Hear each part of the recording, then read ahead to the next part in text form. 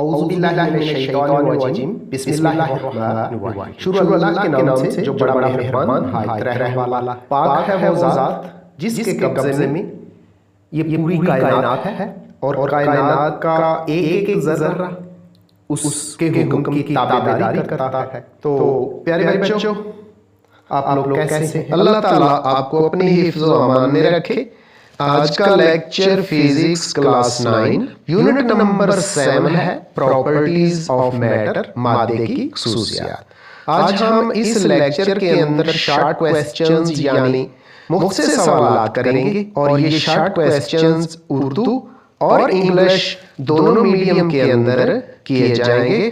तो dear students, आपने इस लेक्चर के साथ अच्छी तरह जुड़े रहना है और ये शॉर्ट क्वेश्चंस बहुत अच्छी तरह तैयार करने हैं, क्योंकि ये शॉर्ट क्वेश्चंस इम्तिहान के अंदर, पेपर के अंदर 30 नंबर के होते हैं, जो कि आपके लिए बहुत जरूरी है। तो डियर स्टूडेंट्स, लेक्चर की तरफ जाने से पहले आपसे रिक्वेस्ट है कि प्लीज मेरे चैनल को सब्सक्राइब कर दें और ये जो घंटी बनी हुई नजर आ रही है ना, इसको भी खड़का दें ताकि अहम लेक्चर्स का नोटिफिकेशन आपको मिलता रहे। इसके अलावा मेरी वीडियोस को शेयर और लाइक भी किया करें।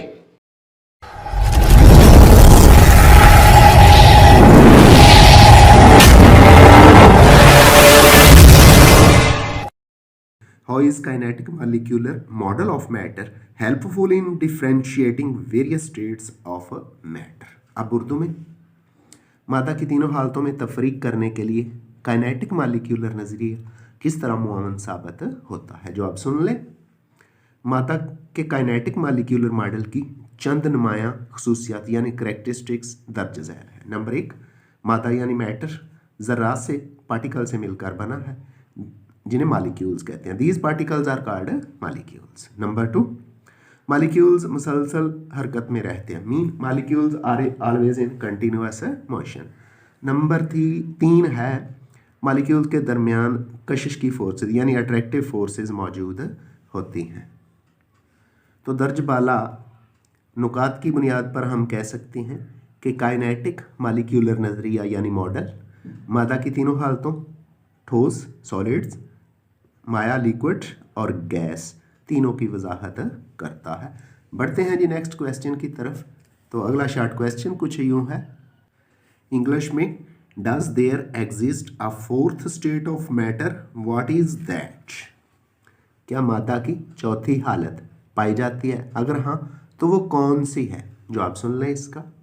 अगर मादे की तीसरी हालत यानी गैस को मज़ीद हीट अप किया जाए, गर्म किया जाए, तो मॉलिक्यूल्स की काइनेटिक एनर्जी बढ़ जाती है और उनके दरमियान अट्रैक्टिव फोर्सेस कम हो जाती हैं। गैस के मॉलिक्यूल्स आपस में टकराने लगते हैं, उनका टकराव यानी कुलियन बहुत ज़्यादा हो जाता है। एटम्स के इलेक्ट्रॉन्स जो होते हैं अलहदा हो जाते हैं, यानी जो इलेक्ट्रॉन्स हैं एनर्जी ज़्यादा होने की वजह से एटम से अलहदा हो जाते हैं, और फिर जो एटम्स हैं इलेक्ट्रॉन्स के अलहदा होने की वजह से पॉजिटिव आयंस बन जाते हैं। मादा की इस हालत को प्लाज्मा कहते हैं और ये प्लाज्मा मादा की फोर्थ स्टेट है, चौथी हालत है। Question 7.4, what is meant by density, what is its SI unit? Urdu में भी सुन ले, डेंसिटी से क्या मुराद है, सिस्टम इंटरनेशनल में इसका यूनिट क्या है? तो इसका जवाब सुन ले, मैंने प्रॉपर बना के लिख दिया है। ऐसा जवाब आपको किताब में नहीं मिलेगा। किसी शय की डेंसिटी उसके मास और वॉल्यूम की निस्बत यानी रेशो होती है। डेंसिटी क्या है? मास और वॉल्यूम की रेशो है। किसी जिस्म का, अब डेफिनेशन सुन लें, किसी जिस्म का यूनिट वॉल्यूम का मास डेंसिटी कहलाता है। अब फार्मूला की तरफ आए, डेंसिटी इज इक्वल टू शय का मास बटे शय का volume, mass of substance over mass volume of substance. इसका फार्मूला जिसे हम न्यूमेरिकल्स हल करेंगे वो कुछ यूँ है, D बराबर m/v। जब लिक्विड यानी पानी का जिक्र होगा तो D की जगह रो का लफ्ज़ इस्तेमाल करेंगे, बराबर मास बटे volume.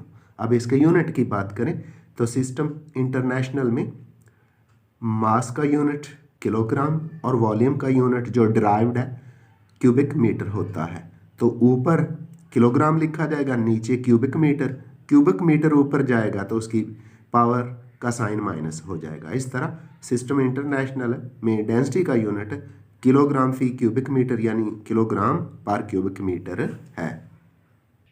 7.5 can we use a hydrometer to measure the density of milk. Urdu में क्या हाइड्रोमीटर की मदद से दूध की डेंसिटी मालूम की जा सकती है?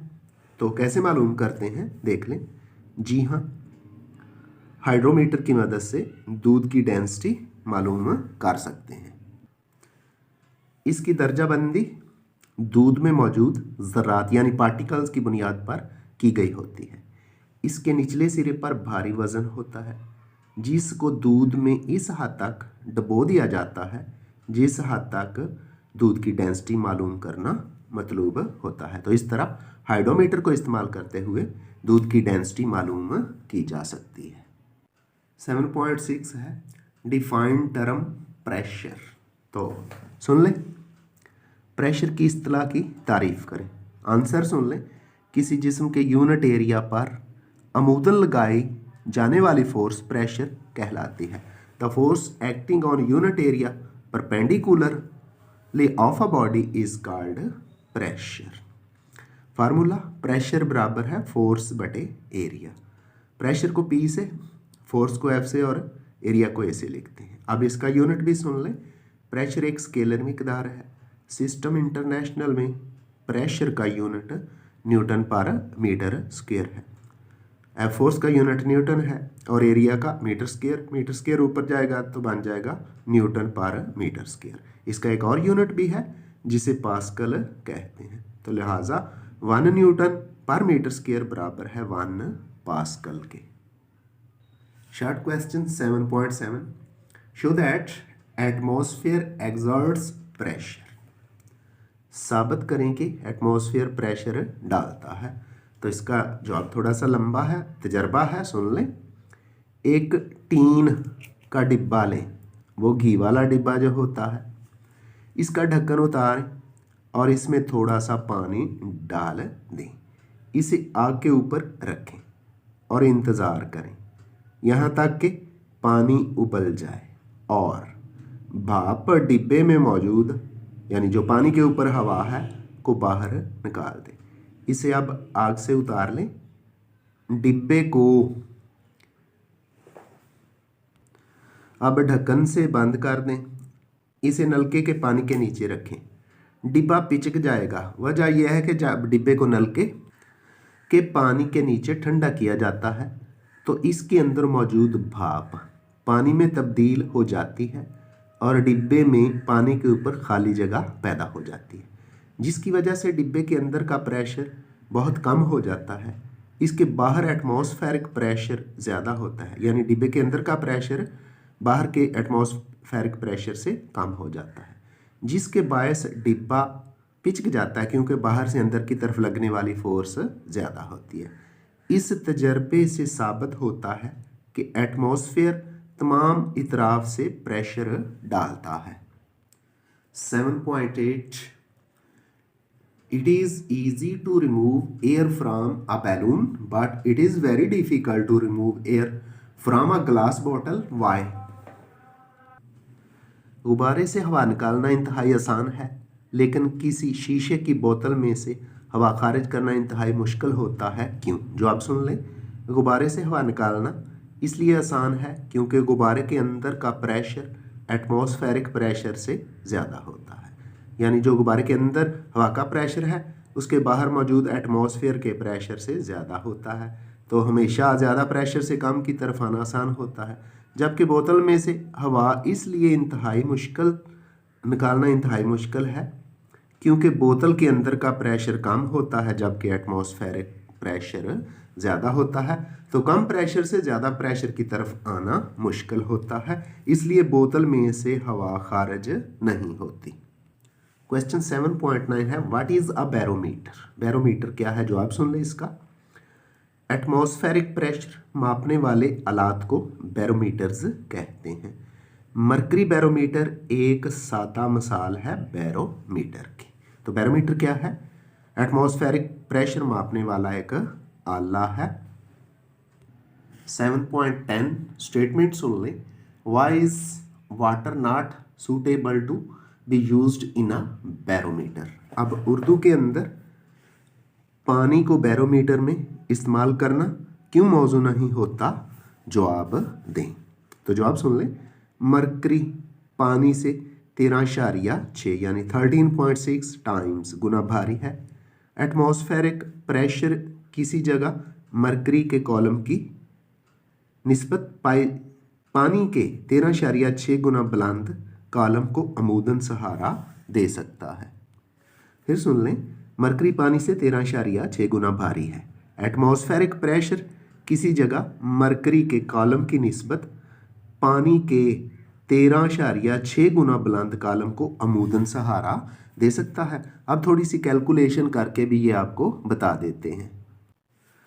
बस सतह समंदर पर पानी के कॉलम की अमूदन बुलंदी दर्ज झैल होगी। Height 0.76 metre. ये मरकरी के कॉलम की हाइट होती है मीटर्स में ऑफ मरकरी।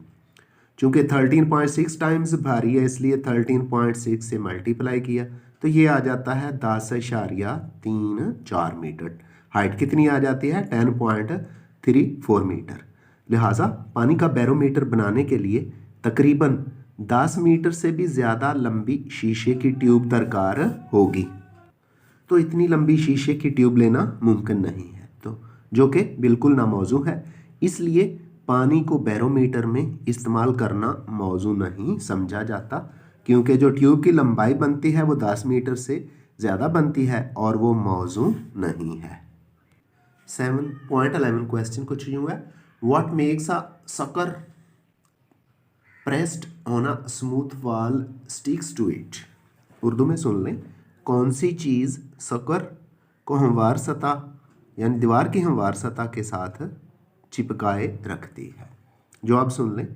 दीवार की सतह और सकर के दरमियान गैप मौजूद होता है, जिसकी वजह से सकर दीवार पर चिपक जाता है। यानी सकर के बाहर का प्रेशर ज़्यादा होता है उस प्रेशर से जो सकर और दीवार के दरमियान होता है, जिसका मतलब है कि हवा का ज़्यादा प्रेशर सकर को दीवार की तरफ धकेलता है, लिहाजा सकर दीवार से चिपका रहता है। जी, तो सकर मीन शक करने वाला। तो सकर क्यों दीवार के साथ चिपका रहता है? क्योंकि जो बाहर का प्रेशर होता है सकर पर वो ज़्यादा होता है अंदर वाले प्रेशर से, इसलिए सकर दीवार के साथ चिपका रहता है। नेक्स्ट शॉर्ट क्वेश्चन कुछ यूँ है। 7.12 why does atmospheric pressure very with height. Height भी कह सकते हैं, एल्टीट्यूड भी कह सकते हैं। एटमॉस्फेरिक प्रेशर बुलंदी के साथ क्यों बदल जाता है? बहुत अहम क्वेश्चन है स्टूडेंट्स। तो हवा मुख्तलिफ गैसेस का मिक्सचर है। एटमॉस्फेयर में हवा की डेंसिटी एक जैसी नहीं रहती। जैसे जैसे हम बुलंदी की तरफ जाते हैं डेंसिटी अमूमन कम होती चली जाती है। जो जो हम ऊपर की तरफ जाते हैं हवा लतीफ़ यानी रेयर से लतीफ़ तर होती चली जाती है, जिसकी वजह से जैसे जैसे हम बुलंदी पर जाते हैं एटमॉस्फेरिक प्रेशर में कमी वाक़ई होती चली जाती है। 7.13 है। What does it mean when the atmospheric pressure at a place fall suddenly. किसी जगह पर एटमॉस्फेरिक प्रेशर का एकदम कम होना क्या जाहिर करता है? तो बच्चों इसका जवाब सुन लें। एटमॉस्फेरिक प्रेशर का अचानक कम होना किसी इलाके में चंद घंटों के दौरान आंधी, बारिश और तूफान के इम्कान को जाहिर करता है।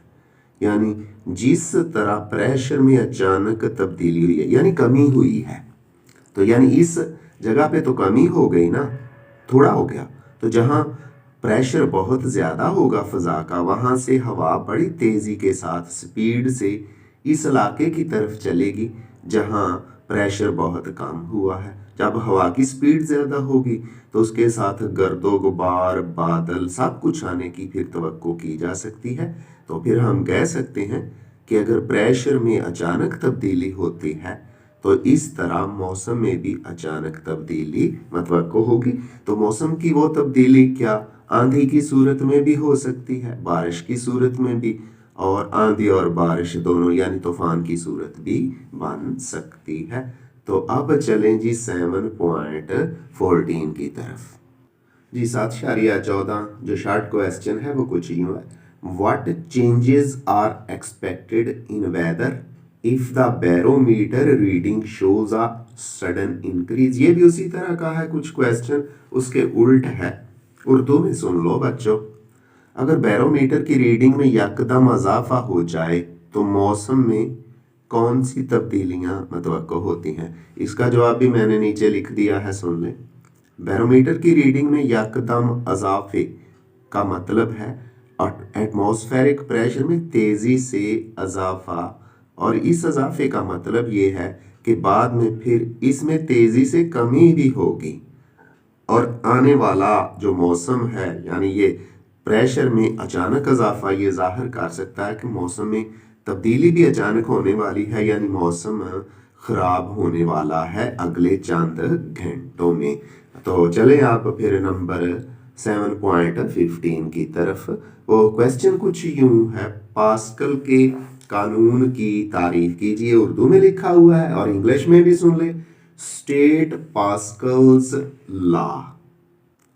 जी तो बच्चों पास्कल का कानून क्या है, पास्कल के कानून की तारीफ कीजिए या पास्कल्स लॉ को डिफाइन करें।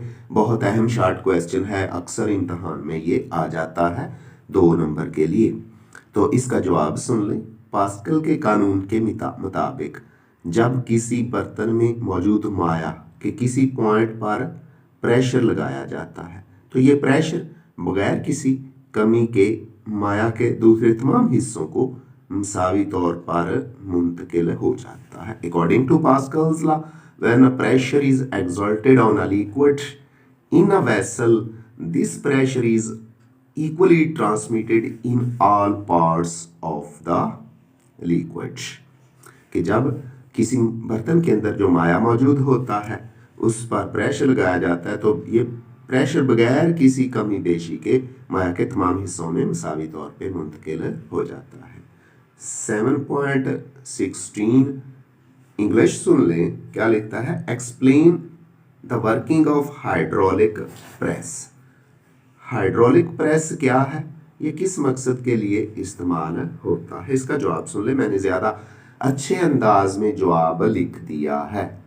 जी तो बच्चों जवाब इसका कुछ यूं है, हाइड्रोलिक प्रेस एक ऐसा आला है जो कि पास्कल के कानून पर काम करता है, यानी जितना प्रेशर लिक्विड के लिए ट्रांसफ़र किया जाएगा दिया जाएगा वो आगे इक्वली ट्रांसमिट हो जाता है, उतना ही आगे कर दे दिया जाता है।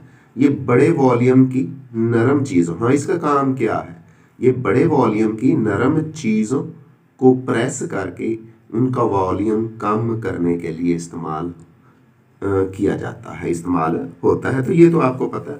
रुई चूँकि नरम होती है, बड़ी बड़ी गांठें होती हैं, तो फिर उनको कैसे काबू किया जाए, ट्रक में कैसे लादा जाए, तो फिर उस रुई से इस हाइड्रोलिक प्रेस को इस्तेमाल करते हुए छोटी छोटी प्रेस करके उनका वॉल्यूम थोड़ा करके उसके गठड़ियाँ बना ली जाती हैं और वो फिर ट्रक में या किसी और जगह लादना आसान हो जाता है। तो मसलन रुई, इसको भी प्रेस करके छोटा इसका वॉल्यूम कम किया। इसके अलावा भूसा, भूसा क्या होता है आप लोगों को इतना पता नहीं होगा। तो ये जो गांव के अंदर गंदम होती है, इससे जब दाने निकाले जाते हैं मशीन के ज़रिए, थ्रेशर मशीन के ज़रिए, तो जो तूड़ी, जिसको पंजाबी में तूड़ी कहते हैं, वो जो उसके नीचे वाले हिस्सों का पीसेस होते हैं, टुकड़े होते हैं, उसे भूसा यानी पंजाबी में तूड़ी कहते हैं। तो ये भी बड़ी बड़ी गांठें बनाने के लिए इसको प्रेस करके छोटा कर दिया जाता है, तो इसका भी वॉल्यूम कम हो जाता है। इसके लिए भी हाइड्रोलिक प्रेस को इस्तेमाल करते हैं। तो अब बढ़ते हैं 7.17 की तरफ। बच्चों एक और वेरी इंपॉर्टेंट शॉर्ट अहम question, what is meant by elasticity. Elasticity से क्या मुराद है, जवाब सुन ले इसका। किसी जिस्म की ऐसी खासियत जिसमें वो डिफॉर्मिंग फोर्स के ख़त्म होने पर अपनी असल शामत और शक्ल में वापस लौट आए उसकी ये प्रॉपर्टी इलास्टिसिटी कहलाती है।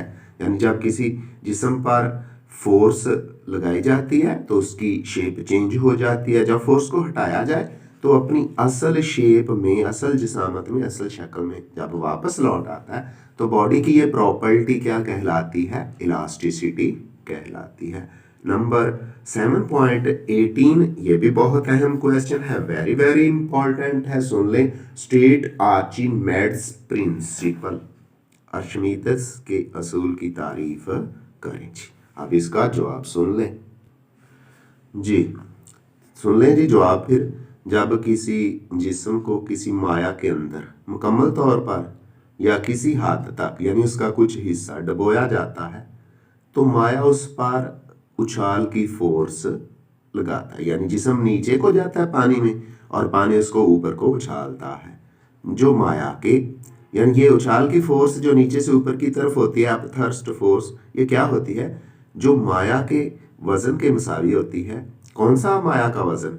जितनी जगह से उस जिस्म ने माया को हटाया है, जो जिस्म के डुबोने से उस जगह से परे हट जाता है। यानी जिस्म को डुबोया, जिस्म ने जितनी जगह के उस जगह से माया को जितना हटा दिया, उस माया का जब वजन लिया जाता है तो उस फोर्स के बराबर, उस वजन के बराबर उछाल की फोर्स होती है जो उस जिस्म पर नीचे से ऊपर को लगती है। इसे असूल आर्चिमेड्स या आर्चिमेड्स प्रिंसिपल कहते हैं।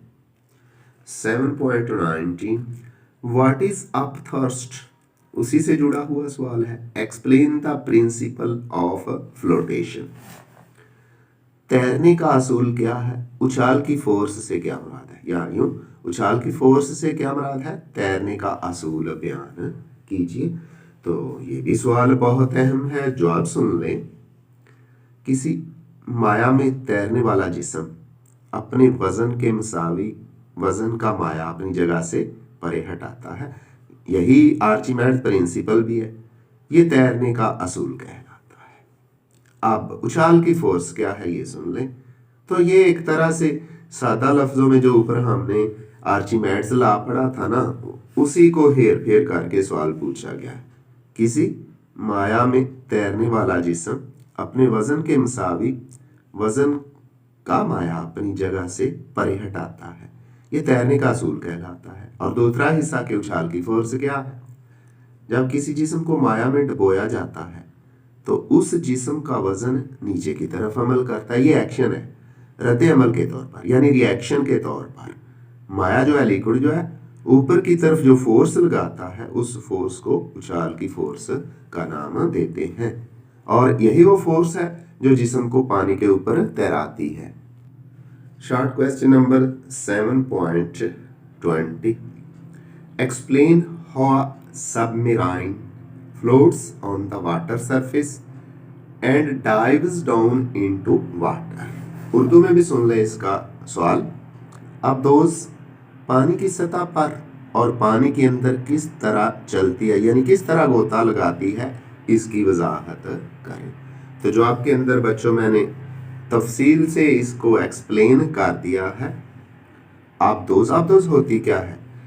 जिस तरह फजा के अंदर लड़ने वाले हमारे त्यारे फाइटर्स होते हैं, उसी तरह समंदर के पानी के अंदर लड़ने वाला आप कह लें जो आला है, जो मशीन है, जो जहाज है, उसको आबदोज यानी सबमरीन कहते हैं।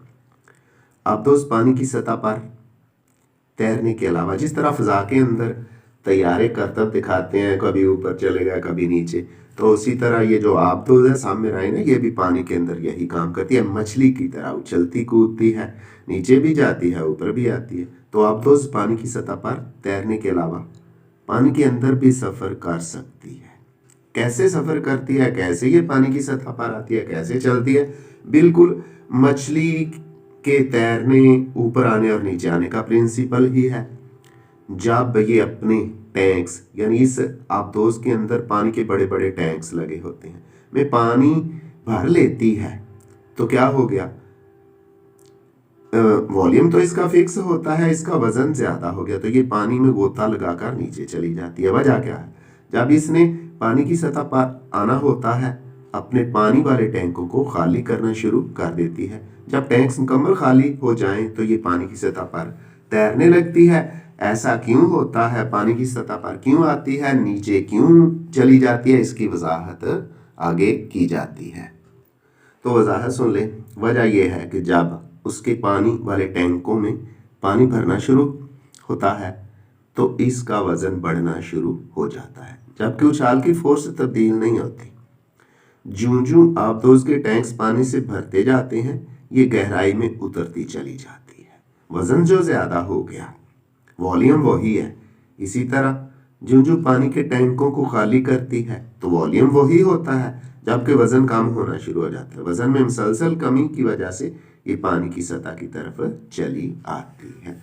अगला क्वेश्चन है जी 7.21, इंग्लिश में सुन लें क्या लिखा हुआ है। कहता है why does a piece of stone, very important question है बच्चों, why does a piece of stone sink in water but a ship with a huge weight floats. Urdu में सुन लें, पत्थर का टुकड़ा, पत्थर के टुकड़े की जगह ना बाल का तो वो सुई भी कह देता है, लकड़ी का तख्ता कह देता है बहरी जहाज की जगह। पत्थर का टुकड़ा पानी में डूब जाता है, लेकिन एक इंतहाई भारी भरकम बहरी जहाज पानी पर तैरता रहता है। क्यों? तो इसकी वजाहत यहाँ जवाब में मौजूद है। तो बच्चों जवाब सुन लें। पत्थर का टुकड़ा पानी में इसलिए डूब जाता है क्योंकि इसका वॉल्यूम कम होता है, जबकि इसकी डेंसिटी और वजन ज्यादा होता है।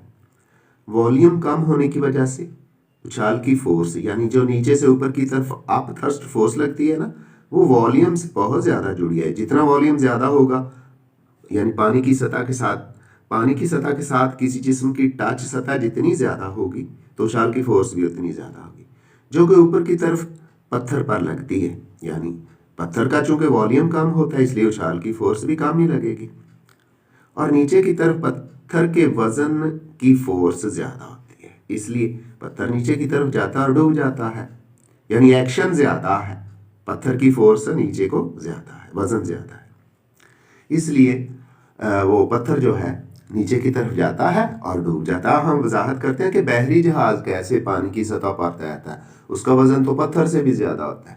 तो सुन लें जवाब, बहरी जहाज इस तरह बनाया जाता है कि उसका वॉल्यूम ज्यादा हो, जो पानी की सतह पर हो। इस तरह उसके नीचे, यानी उसकी सतह के नीचे पानी ज्यादा होता है, तो फिर पानी ज्यादा होता है तो उस पर उछाल की फोर्स भी उसके हजारों टन वजन से ज्यादा हो जाती है।